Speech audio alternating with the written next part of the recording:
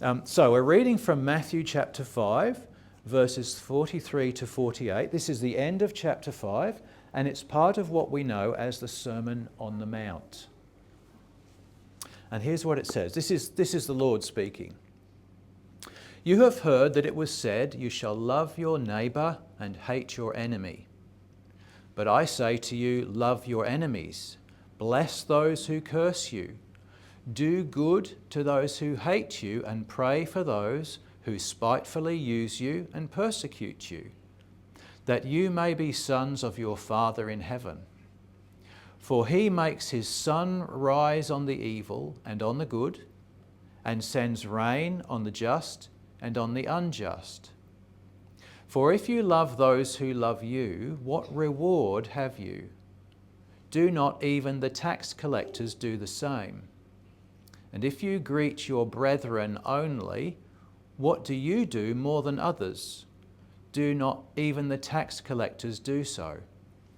Therefore you shall be perfect, just as your Father in heaven is perfect. And we're going to spend a little bit of time with that reading today. I wonder if you noticed the reference to rain and to sunshine. What I want to do is, I've got some things here. Vida, you're going to give me a hand. Or is that okay? Can we come over to my little table over here? I have, come on, I'll show you. Bottle of water. Plastic bowls. Plastic cups. And then I have this. And what is that? What is that? Can you see? Dirt. Dirt. It's dirt. Absolutely, that's what it is. And I have some seeds. Seeds. These are snow peas. Do you like snow peas? Do you know what they are? Have snow peas at home? Once in a while, very rare. Very rarely. Okay. Beans that are really big and flat. Yes. You might see them in the ones we buy from the shop. I know that. There we go. We got Yep. Those. It's like frozen. They're quite yummy. I quite like these. They're very nice to eat just straight off the bush, off the plant. It's very tasty. So we're going to plant one. Okay. So what do you think we need to plant one? Well, we're going to do it in a cup. So I don't really. you don't really do it? Do you plant any things at home? Do you have any plants at home, like veggies or things like that, or flowers? The only thing what we grew was a flower. A flower. Okay. It is white. So here we go. So we're going to plant We it. did bury it. We buried it. At our home, we did bury it. We buried it. Well, we're kind of going to bury this too. So there's our. But There's what are our. we going to do with the cup? Then? Well, this is going to hold the soil that we're going to bury the seed in. All right. So I'm going to do this because it's very messy. Yeah. All right. And if anybody needs to make a mess, it needs to be me. All right. So there's a little bit of soil. And At I'll do a least bit that more. you get it from the mud. You get it from the mud. This came from the mud in our back garden. This did. Right, so there's a little bit of soil. What do we do next? What do we do next? I guess put the seed. We put the seed in. All right, so let's open our seeds up. Here we go. Let's see. These are a brand new packet of seeds, notice. And here they are. Let's have a look. Look at those. Now what do we do with it? We plant it in. Do you want to grab one and plant it in? Yeah. Now, I tell you what, let's just shake it up a bit so it's a bit flat. There we go. Plant it in. Does it just sit on the top? What does it say? It says, well-prepared, rich soil and sunny situation, thinly in flat trenches, 2.5 centimetres or 1 inch deep. So you've got to poke it into the ground. So pop it on the top. Oh yeah, you could do that. You could put a little hole in it first. Quite a big hole. You probably want about that much. Poke it down. Got a hole? Yep. And then, yeah, that's it. And then cover it up. Cover it up. That's it. Is that, yeah? Done. Okay. Now, so we've got our seed in our soil. Is that enough? Like, can you take that home and stick it on your windowsill and it'll grow? I think so. You think so? What do the adults think? Is that enough? No? What else we might want to put there? What? What do you think we need to put after that? What do? I think water. Why? Why does the plant need water? It's because it needs to grow a bit bigger. It needs to grow a bit. So that is a very important step, isn't it? So here's my water. Now we're not going to do very much, but I'll let you squeeze it out. I know, but Or will I do this? Because it's, yeah, probably I should do it. Because if anybody needs to make a mess, it needs to be me. Right, there's a little bit of water. There we go. There it is. I think that's enough. That's enough. Now, I'm just going to show you something too, because did you know, to get a plant to start to grow, I put one there. I need to go and get something that I forgot to get. Sorry, let me just go. You stay there. I'll be back in a minute. Just hold on. It's possible to get a plant to start to grow without any of all of that. Did you know? Have you ever done this? If you get, so this is where I'm going to use, this is where I'm going to use this. So we're going to put this there. That's what's this? A tissue. A tissue, paper towel. And what I'm going to do is let's open it up again.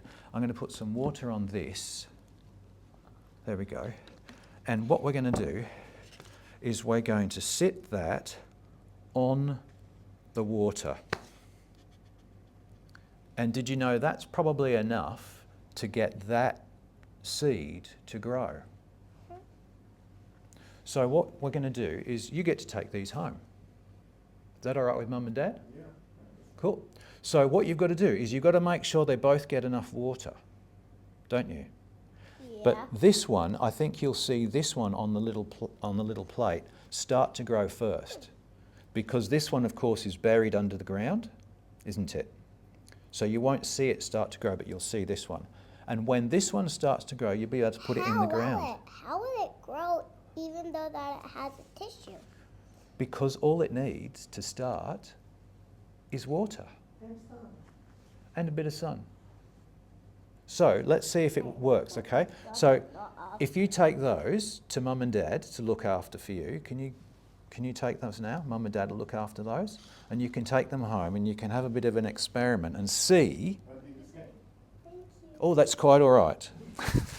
See whether that works. But I think that's right, isn't it, adults? Has any of you sprouted any plants on something like this? It's all you need. Is the water. So I want to ask you, what do you think of sunshine? What do you think of sunshine? Do we like sunshine? Yes? How many degrees? Sorry? How many degrees? How many degrees? What, in the 20s? Somewhere in the 20s is comfortable. Sunshine, it means we get to be outside, doesn't it? Doing lovely things. Also a life giver. A life giver, yes. Now, what do you think about rain? Also the same. What do you think about rain? I know it is a life giver, but what do you think about rain? I mean, it is a necessity. Do we enjoy the rain? Sometimes. Yes, sometimes. Sometimes. Someone came in this morning and said, oh, it's a dull day today. It's cloudy and it's dull and we can't get outside and do the things that we enjoy doing, can we? It's a bit hard. Now, Pam and I used to live in a city called Manchester. Here's a virtual picture of Manchester. And Manchester always seemed to be raining. Always. Cloud cover. And it wasn't heavy rain, it was light drizzle. And I remember Pam talking about the experience of living in Manchester with a young child. When we went there, Alicia was 4 months old. Pam was a stay-at-home mum, and she'd be stuck in the house for weeks on end because there was this constant drizzle. You couldn't go outside without getting wet. And I remember Pam talking about the experience of getting to the point where she didn't care how wet she got. She had to get out of the house. Do you remember that? No. You don't? Okay. Oh, I remember you saying it. Just had to get out of the house. After 2 weeks of being stuck inside with constant drizzle, you got, the clothes on the baby and out with the pram and had to get some fresh air. So in Manchester, we looked at rain as a real, felt like it was a real curse, rain. It was really hard to live with, all that constant rain. And then, about a year after we arrived in Manchester, we happened to go on a holiday in Turkey. And Turkey is entirely different. We spent 2 weeks in the sun. Absolutely no rain whatsoever. It was absolutely glorious for someone coming from Manchester. But do you know what? I also noticed the effect it had on the countryside. Now Manchester, like Melbourne, is beautiful and green and lush. The plants are healthy and they're growing and it's wonderful. But if you go to somewhere like Turkey, and if you go to some places in Australia, you will see that there is so little rain that the ground is red and bare. The plants that are there are brown and they are dying. You see, we need the rain.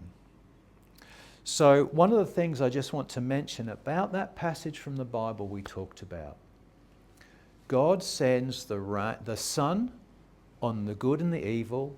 He sends the rain on the just and the unjust. I used to think about that as though that meant God sent blessings on everybody and curses on everybody. But do you know what? Both the sun and the rain are a blessing. Yes.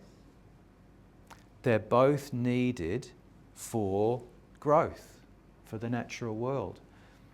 Now, we're used to supermarkets where we can just go and get all the food we need. But in the time when Jesus was speaking, people relied on the sun and the rain to be able to grow their food. Without that, everybody would starve. So they had a very different perspective of what sun and rain actually meant. Do you see? Now, there's a good and there's bad side to both. But the idea that I get from this passage is actually that God sends his blessings on everybody. No curses, blessings.